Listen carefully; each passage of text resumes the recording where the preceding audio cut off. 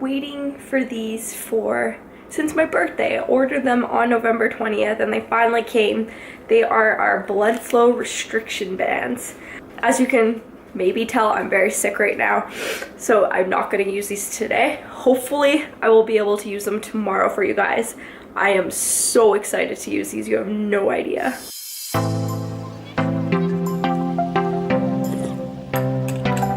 What is up, you guys? Welcome to Vlogmas Day 7. Crazy, we're already on day 7 and I just feel like I've been ahead of the game, so doing good so far. Today I thought would be a really good day to do my Q&A. I put out on my Snapchat, Instagram, and Facebook that I was going to be doing a Q&A in one of the upcoming episodes. And I'm at home sick today while Kyle's at the gym, so why not a better day to do it when I am sick? All that sniffling that I keep doing, it's like after every single sentence, so I'm actually gonna try and edit that out because it is, let's face it, less than attractive. See, not cool at all. Got my chicken noodle soup here. Alrighty, we had some really good questions this time around. I had one girl who asked 4 questions, which was awesome. She apologized. I'm like, no, that's awesome. The more questions, the better.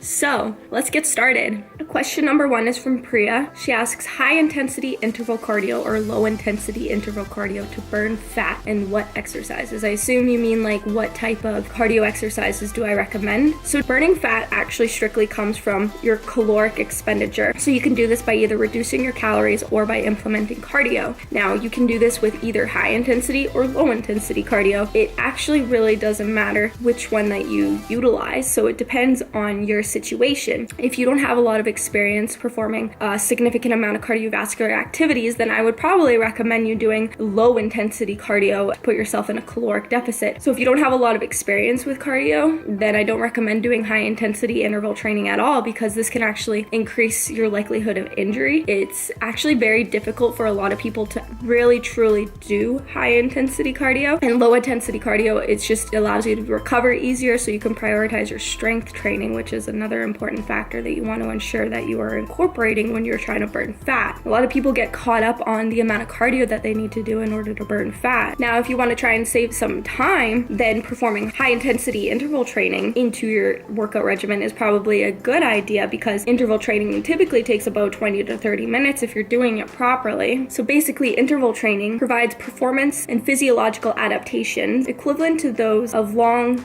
slow endurance training, but in a time efficient manner. So you can spend hours on the treadmill to try and burn a specific amount of calories, or you can try to burn the same amount within 20 to 30 minutes. So at the end of the day, do whatever works best for you and your schedule. So if time permits, then by all means do lower intensity cardio. It's going to be a lot easier on your muscles. It's going to allow you to recover a lot easier, so you can prioritize your strength training. If you find that you don't have a lot of time and you have a very busy schedule, then incorporate high intensity cardio in there, and just make sure you're giving yourself enough recovery time so it's not jeopardizing your strength training. I can't stress that enough. Make sure that you're prioritizing your strength training. Now, as for exercises for your cardio, it typically doesn't matter too much. I try to avoid the elliptical just because of the low impact on there. You could use this as a great exercise for low intensity cardio, but if you're looking to do more higher intensity intervals, I would recommend either doing like the sled, the spin bike, and the treadmill, but make sure the treadmill is on an incline. Those are just my personal favorites. There's no right or wrong answer. Thanks for the question, Priya. Hope that answers it. Priya has another question. Why are powerlifting belts used to squat? So powerlifting belts are a very important tool that you want to use when you are squatting heavy. This is to allow you to brace your abdominal wall, and by bracing your abdominal wall, you're going to ensure that your spine is neutral as you're descending on the squat and as you're going back up.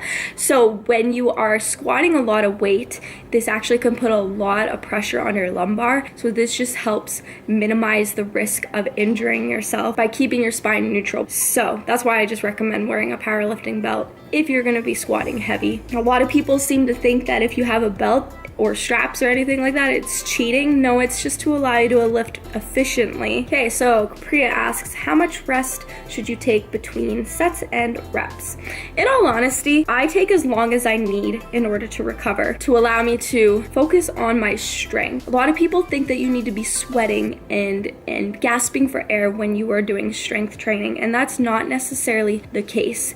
In order to put your body under the stress that is required to grow, you actually need to ensure that you are increasing your strength and trying to achieve progressive overload. So progressive overload can come from increasing your strength, increasing your reps, and increasing your form and technique. And by taking shorter rest periods, you're actually going to reduce this, and then you're not going to actually achieve progressive overload. So I honestly recommend taking as much time as you need to recover. So for the compound movements, this is typically going to be ranging anywhere from a minute to 5. I know there are times when I am maybe testing my maxes or whatever that my rest periods in between my compound movements are maybe 10 minutes. For your accessory work, obviously you can have a little bit shorter of rest periods, but I would at least recommend at least a minute. If you are able to recover within 30 seconds and move on to your next set, you're not lifting heavy enough. All right, last one from Priya. She asks, what is your workout regimen for what you take before working out as for supplements? So for supplements, I don't actually typically rely on supplements. The most typical one that I take every single day is caffeine. I need caffeine in order to get through my workouts, and this is the #1 supplement that you'll hear other people recommend that you have before your workouts, is just to ensure that you have some energy for the gym. So I make sure that I take caffeine every single day. Next to that, it is going to be creatine monohydrate. So I take 5 grams of that. That isn't necessarily like a pre-workout supplement though. Like, it doesn't matter when you take your creatine, as long as you take it, it's still going to have the same effect that it needs to have in the gym, which is to help increase your power output.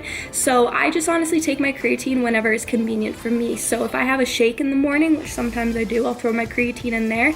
If I have like a cup of coffee, I'm not going to throw my creatine in there. So that's why having it later on in the day or earlier in the morning is more beneficial. So if I do have a pre-workout, then I will throw my creatine monohydrate in there. When I do take an actual physical pre-workout, right now I'm really loving the Blue Star PPK, and I also take High Volume by PES Select. These are awesome pre-workouts, and I don't really need anything more than that. So that's all that I really take. And the only time that I will take like an actual physical pre-workout like PPK or High Volume is on like a higher, more intense day. So maybe like a legs day or when I'm deadlifting. But if I just have accessory work, I try to not rely on my pre-workouts. I think a lot of people get very dependent on their pre-workouts, and they often have a bad workout if they don't have it.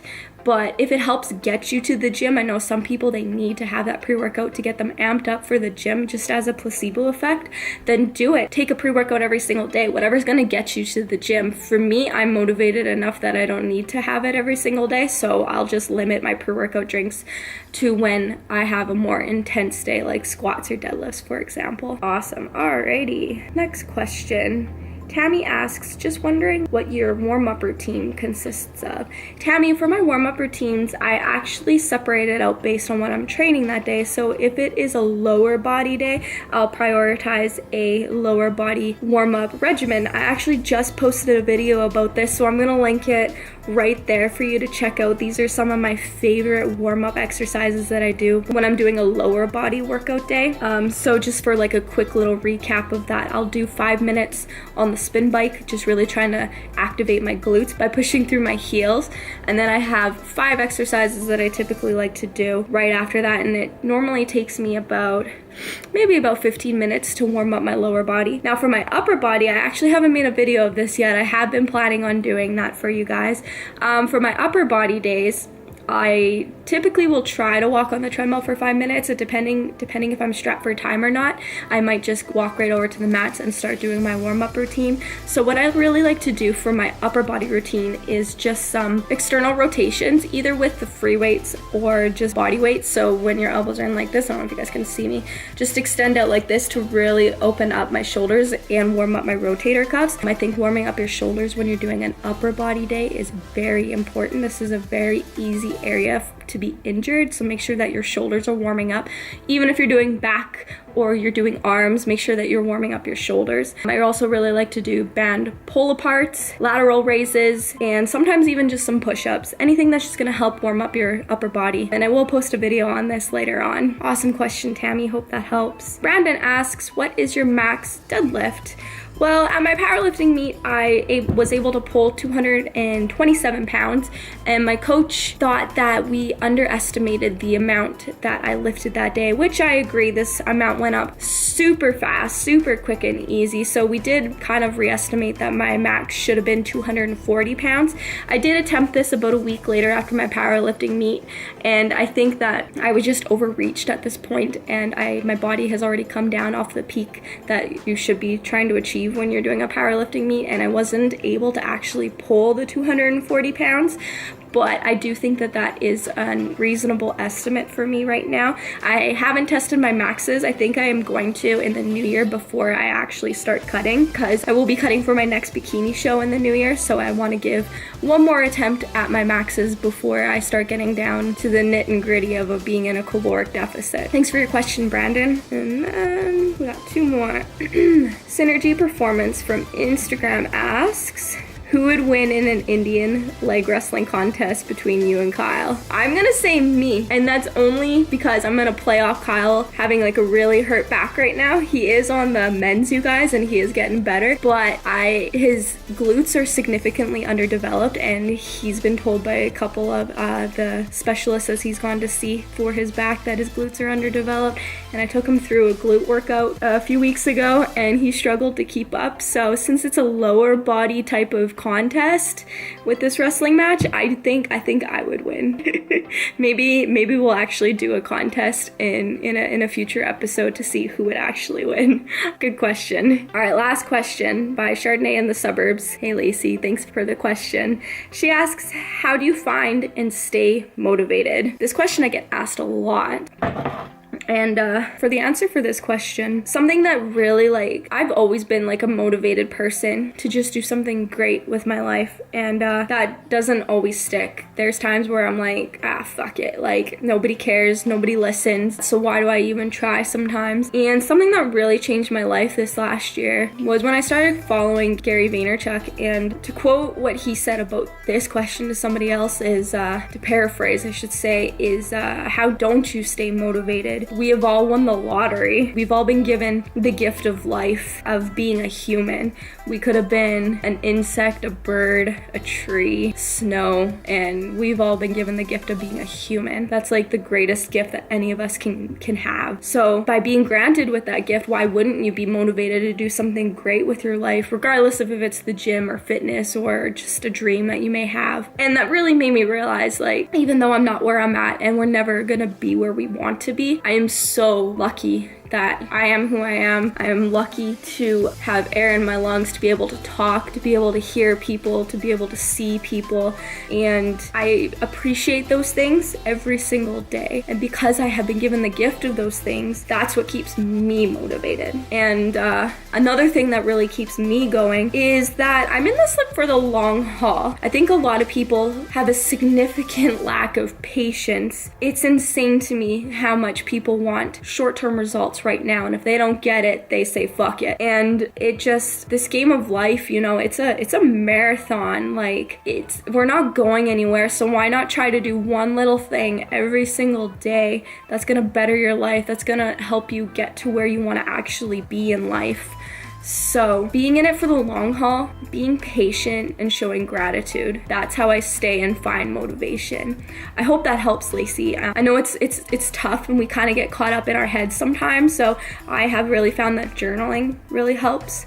So every single night, like, don't just write down going through the motions that what you're grateful for. Actually, like, write down and feel it. Get emotional about it. Don't be afraid to feel how grateful you are for your family, for your kids, for Christmas time, that we get to be here and spend the time with our family and friends, and that we have so many wonderful things that our parents didn't have back then that allow us to chase our greatness every single day. So I hope that helps, Lacey. Thanks for such an awesome question. All right, I think that's it. Let me quickly check my Instagram. I always forget to check the Instagram messages. Oh, fuck, I did have someone ask a question. I'm so glad I checked. Sean Silva asks, what's your favorite pre and post-workout meal? I think my favorite pre-workout meal, I like to have something that's a little bit higher in fat. So typically, as of late, I've been having like a peanut butter and jam sandwich.